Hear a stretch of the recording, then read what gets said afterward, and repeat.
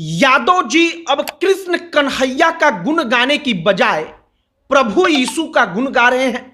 शर्मा जी भगवान विश्वकर्मा का पूजा करने के बजाय प्रभु यीशु का प्रार्थना कर रहे हैं। और योगी आदित्यनाथ के नाक के नीचे उनके अपने उत्तर प्रदेश में, उनके अपने गोरखपुर के आसपास के क्षेत्रों में जो ईसाई मिशनरीज हैं, जो ईसाई प्रचारक हैं, वो लोगों को बेवकूफ बनाकर हिंदू धर्म को मानने वाले लोगों को किसी बीमारी को उन्होंने ठीक कर दिया। इस प्रकार का बात उनके मन में डालकर उनको ईसाई बना रहे हैं। दैनिक भास्कर ने इसको लेकर बड़ी अच्छी एक रिपोर्ट प्रकाशित की है।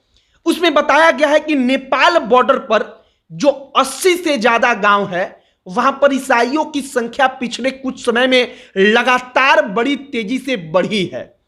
उसने एक एक गांव में जाकर दैनिक भास्कर ने उस रिपोर्ट में बताया है कि कैसे कोई कहता है कि मेरा भाई ठीक हो गया, कोई कहता है परिवार पर संकट था, वो संकट टल गया, और कोई गुप्ता जी, कोई शर्मा जी अब प्रभु यीशु का गुण गाते हैं, भगवान विश्वकर्मा, भगवान राम, भगवान महादेव को छोड़कर।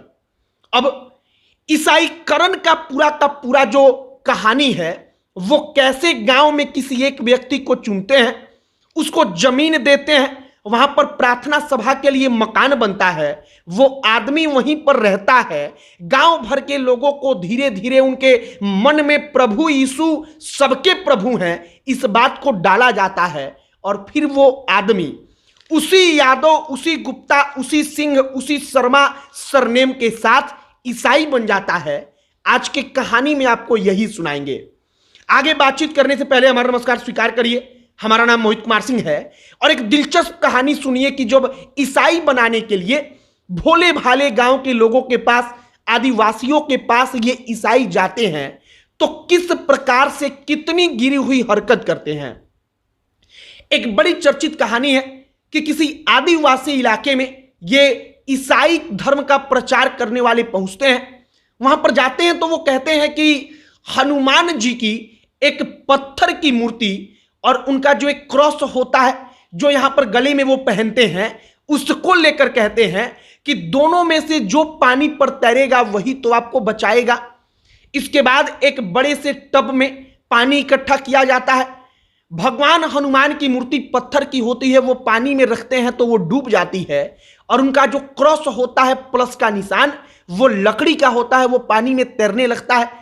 और वो भोले भाले आदिवासियों को कहते हैं कि तुम्हारा भगवान खुद डूब गया तो तुम लोगों को कैसे बचाएगा, और हमारे भगवान देखो पानी में तैरने लगे। उन आदिवासियों को इतना समझ नहीं आया, वो बाहर की दुनिया के बारे में नहीं जानते थे। उन्होंने प्रभु यीशु के गुण को मान लिया और वो हिंदू धर्म से ईसाई धर्म के बन गए। ये एक छोटा सा उदाहरण हमने कहानी के माध्यम से आपको समझाया कि जब ईसाईकरण होता है तो यह सब कुछ कैसे होता है। अब उत्तर प्रदेश में तमाम अलग अलग जगहों से खबर आती है। सबसे पहले समझिए कि ये सफल क्यों हो रहे हैं। सफल इसलिए हो रहे हैं क्योंकि वो पिछड़े इलाकों के गांवों को चुनते हैं, उसको अपना टारगेट बनाते हैं। वहां पर कोई एक आदमी होता है जिसको जमीन खरीदकर संस्था की तरफ से एक मकान बनाकर वो देते हैं। बकायदा उसको वहां पर एक प्रकार से हेड के तरीके से चुन लिया जाता है, जो पूरे गांव वालों को प्रार्थना सभा लगाने की जिम्मेदारी निभाता है। अब उस व्यक्ति को खाने की चिंता नहीं होती क्योंकि संस्था से फंड आता है। जो लोग गांव से जुड़ते हैं वो लोग चंदा वगैरह देते हैं। अब क्या होता है कि उस आदमी को घर मिल जाता है, संस्था से दी हुई जमीन पर उसको रहने के लिए एक आश्रय मिल जाता है। अब वो आदमी ईसा मसीह के नाम पर, मान लीजिए कि गांव में किसी के घर पर किसी को कई सालों से खुजली हुई है, वो व्यक्ति संस्था वालों को बताता है, उनके पास फंड, डॉक्टर, हर चीज है। वो खुजली का दवा उसको देते हैं और कहते हैं कि देखो प्रभु ईसा के प्रार्थना सभा में तुम आए तो यीशु भगवान ने सब ठीक कर दिया। बकायदा जैसे हमारे हिंदू धर्म के भगवानों की प्रतिमाएं होती हैं, फोटो होते हैं, वैसे उन्होंने प्रभु यीशु का बना डाला है। वो प्रभु यीशु को उसी प्रकार से दिखाते हैं। वो बकायदा आरती करवाते हैं जैसे हिंदू धर्म में हम अपने देवी देवता का करते हैं, और गांव के भोले भाले लोग उनके इसी प्रकार के बहकावों में आ जाते हैं। अब एक और बात कि उनके पास हर चीज का डेटा है। उनकी जो संस्था है वो इतनी तगड़ी है, उन्होंने इसको लेकर ऐसा काम किया है कि उनको एक एक जातियों का डेटा पता है कि कौन जाति कहां पर कितनी साक्षरता दर है उनकी, वो किस हिसाब से रहते हैं, उनका जीने का तरीका कैसा है, और वो उसी हिसाब से उस गांव को, उस इलाके को अपना टारगेट बनाते हैं। अब जैसे उदाहरण के तौर पर आप मानिए कि वो आदिवासियों के पास जाएंगे तो उनके जैसा संस्कृति अपनाकर प्रभु यीशु का परिचय करवाएंगे। वो किसी ऐसे जगह पर जाएंगे जहां पर भगवान हनुमान की पूजा होती है, तो वो प्रभु यीशु को भगवान हनुमान के तरीके से पेश करके दिखाते हैं, और तमाम तस्वीरें अलग अलग समय पर सोशल मीडिया पर वायरल होती हैं।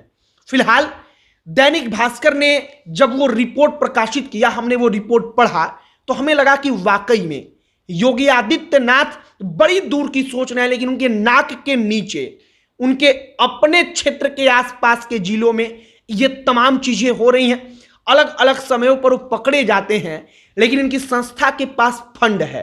फंड का मतलब कि पैसा।